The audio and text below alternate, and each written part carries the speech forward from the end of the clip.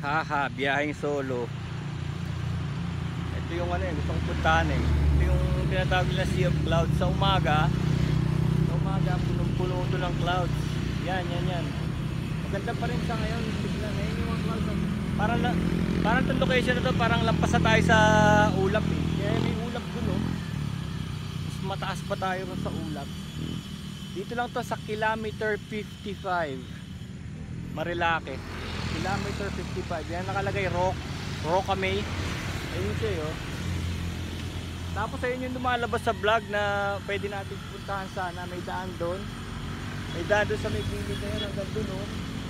120 raw ang entrance doon. Tapos mga cottage yung 1,000, 2,000 A-frame na house. Tapos pag magti-tent ka 100. Kaya sigurado yun sobrang lamig. Pero walang kuryente. Ewan ko lang kung may tubig. Basta oh. Sea of Clouds. Yung location ng Sea of Clouds. Kasi minsan napadaan kami dito, ang daming rider nakahinto. Yung pala kasi along the highway lang to yo. Ano siya, libre. Solo lang ako ngayon eh. Sasabay sana ako ron sa isang grupo pero hindi ko sila nakita ron sa Shell na naman. Nasamahan ko yung low and slow pero nakita ko inunahan ko sila ng konti pero hindi ko na sila nakitang umuna sa akin. Palagi ko huminto na sila ron o baka may nagkaberya kasi in-overtakean ko sila eh. Yung siguro mga 6 sila, parang classic bikes.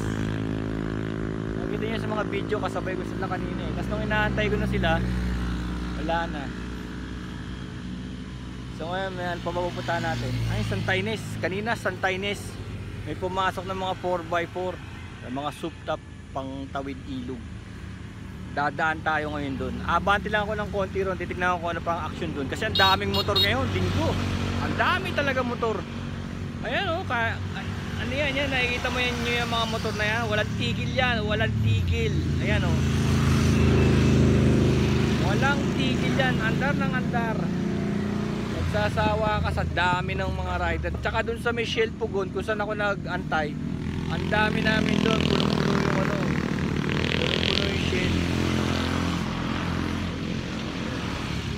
Kaya lang panigurado nakatawid na yung mga 4x4 eh. Ewan ko lang kung babalik pa sila. Pero susubukan natin kasi maganda ang panahon. Hindi mainit pero may konting ambon pero okay lang. Yan, Sea of Clouds.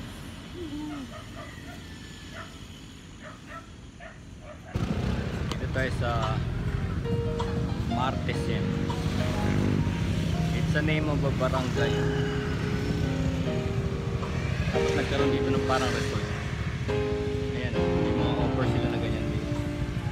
May hotel and spa, may restaurant, may coffee shop, may bar, campsite, ATV, horseback riding.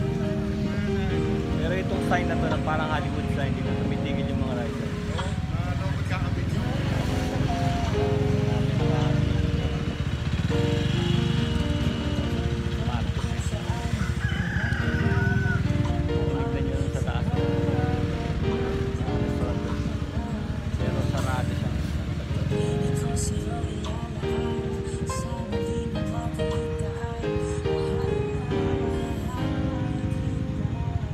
Dito lang to sa kilometer 60 Marilake, kilometer 60.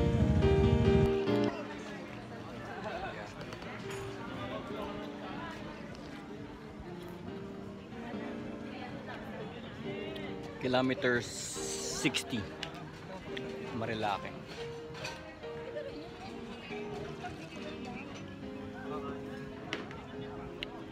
Cappuccino is 160 pero masarap.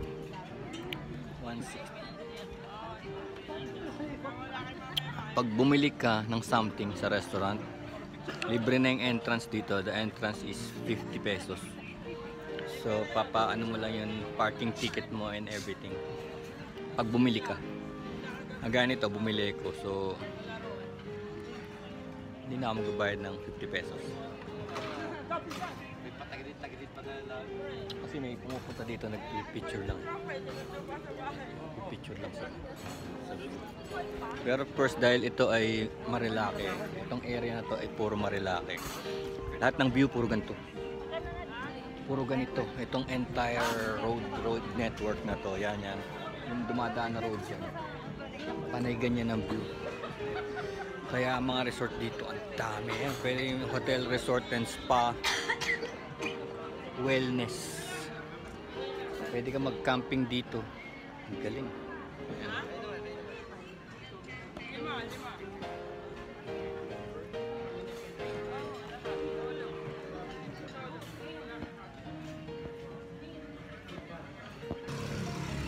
Yeah.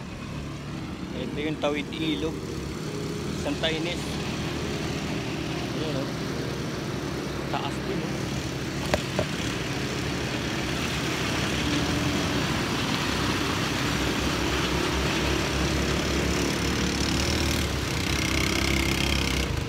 Ito. Mga 8 ganito. Sa Santa Ines Tanay, 8 ganito yung tinatawid nila. Yung may mga motor na motocross, kayang-kaya eh. Mabulo. Ang laki nung ano. Ayan, mga ganyan, no? Yung mga XRM. Yung mga XRM, kayang-kaya eh.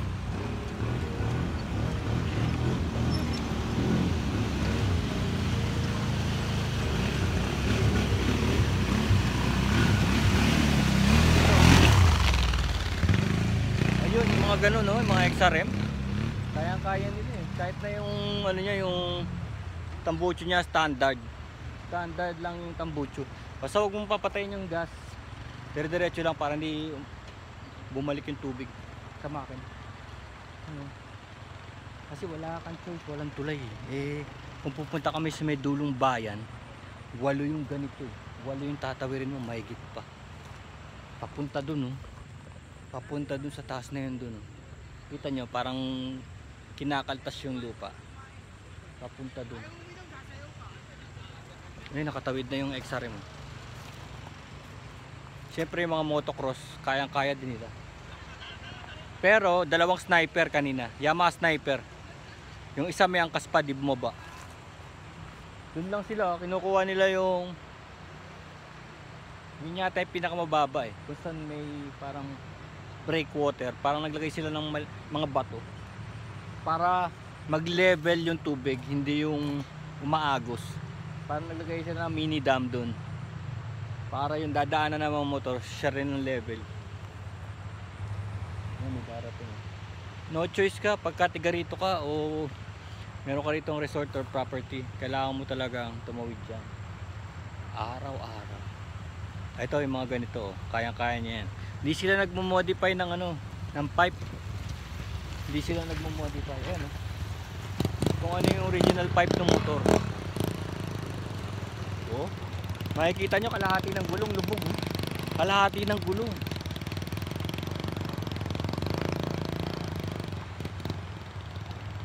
Ayan ayan basta ayan lubog na lubog ayan 3/4 na ng gulong.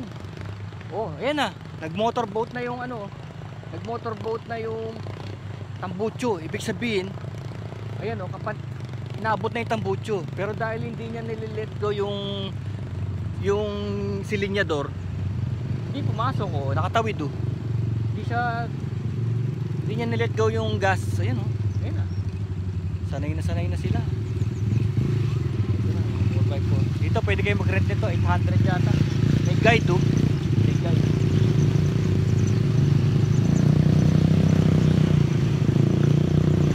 Panis sa kanila yan. Sa Palaya meron sila dyan, karamihan ng mga resorts dito meron silang for rent na ganyan. Papakuha sila sa gitna ng tubig. Tapos ito pang barkada tignan mo sila sila dito na sila nag-camping galing yan sa sa syudad. Ibig sabihin libre, hindi ka na magre-resort, pwede ka nang maligo dyan, walang bayad na resort. Yan meron pang Instagram pang TikTok yan sa guide yung camera ng isa Pwede ka rin mag-hiking. Ngayon, oh, sila nag-hiking, oh. Kung saan na pupunta yan, pupunta na yan doon. Ganda. Nakikita nyo yung sa may taas doon? May dragon fruit, oh. Nakikita nyo?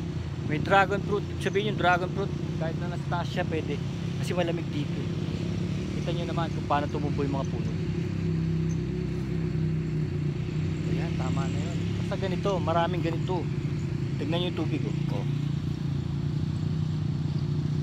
Maraming ganito. Tapos may isda pa nga yata dito, eh. Pwede maligo. Ayun, oh, saya nila, oh. Masabi nga sa tropa na ano, na bayad. Ayan, dami nila. Nakamotor sila lahat. Doon naman sa kabila doon, may mga resort na doon, kaya nandun sila. Ayos na, may daraan pa. Yung iba kasi hindi binababa yung angkas, eh. Mga sanay na eh. Bumaba yung angkas. Tumitigil sila doon, oh. Tumitigil sila, parang tinatanggal nila yung tubig sa tambucho. Tinatanggal nila. Inaangat nila sa batong ganun. Gaganon nila yung motor nila para tambucho. Mawala yung ano. Oh, ito. Ito swabe lang, oh. Pero ba't kaya doon sila dumadaan? Malalim doon, eh. Ano, lumubog na naman yung ano, pipe, oh. Kaya pinipili nila yung area na yun, eh, para mas malalim. Kasi yun ang problema, tingnan mo. Pag landing mo rito, mababa. Pero pagdating doon, ayun, oh, lubog. Ganun siya, ganun. Hindi siya pantay. Kasi nga, bato-bato.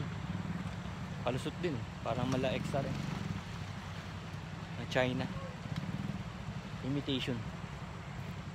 Yun lang.